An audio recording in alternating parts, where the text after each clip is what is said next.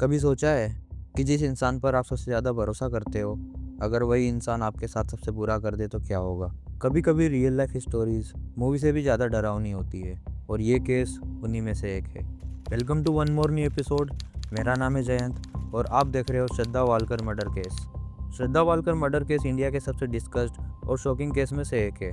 इस केस में 27 साल की श्रद्धा वालकर की हत्या उसके लिविंग पार्टनर आफ्ताब आमीन पूनावाला ने 18 मई 2022 को दिल्ली के छतरपुर एरिया में की थी। श्रद्धा का जन्म 1995 में हुआ था।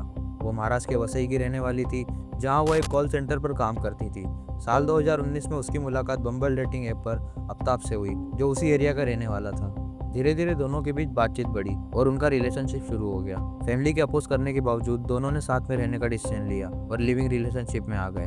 बाद में वो मुंबई छोड़कर दिल्ली शिफ्ट हो गए और छतरपुर में एक रेंटेड फ्लैट में रहने लगे। शुरुआत में सब नॉर्मल था, लेकिन टाइम के साथ उनके बीच प्रॉब्लम बढ़ने लगी। उनके झगड़े ज्यादातर शादी, पैसे और आफ्ताब के दूसरी लड़कियों से कांटेक्ट को लेकर होते थे। इसके अलावा आफ्ताब की नशे करने की आदत भी एक बड़ा इशू थी, जिसे लेकर श्रद्धा उसे रोकने की कोशिश करती थी। धीरे धीरे उनका रिलेशनशिप टॉक्सिक हो गया।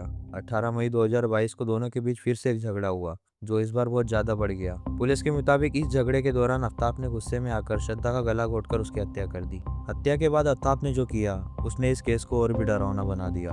उसने श्रद्धा की बॉडी को ठिकाने लगाने के लिए उसे कई टुकड़ों में काट दिया।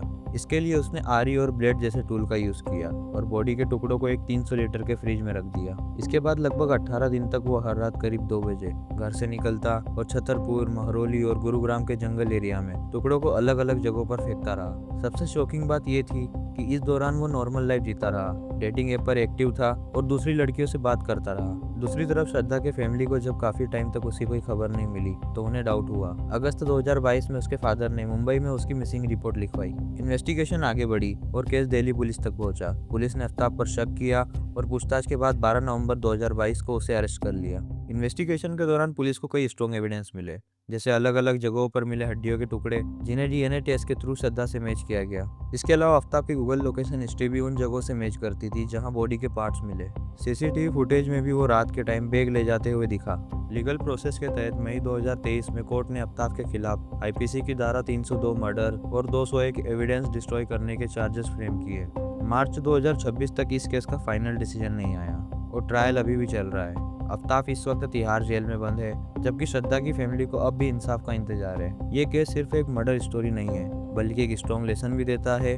हमें ये समझना चाहिए कि किसी भी रिलेशनशिप में अगर बार बार झगड़े, फियर, वायलेंस हो तो उसे इग्नोर नहीं करना चाहिए। प्यार के नाम पर सब कुछ सहना सही नहीं होता। अपनी सेफ्टी सबसे पहले होनी चाहिए। हमेशा अपने क्लोज लोगों से कनेक्टेड रहो और किसी भी गलत सिचुएशन में टाइम पर हेल्प लो, क्योंकि कभी कभी एक डिसीजन पूरी जिंदगी बदल देता है। आपका इस केस पर क्या ओपिनियन है? कमेंट में ज़रूर बताना। ऐसी रियल क्राइम स्टोरी के लिए चैनल को सब्सक्राइब करना मत भूलना। मिलते हैं एक और रियल क्राइम केस के साथ।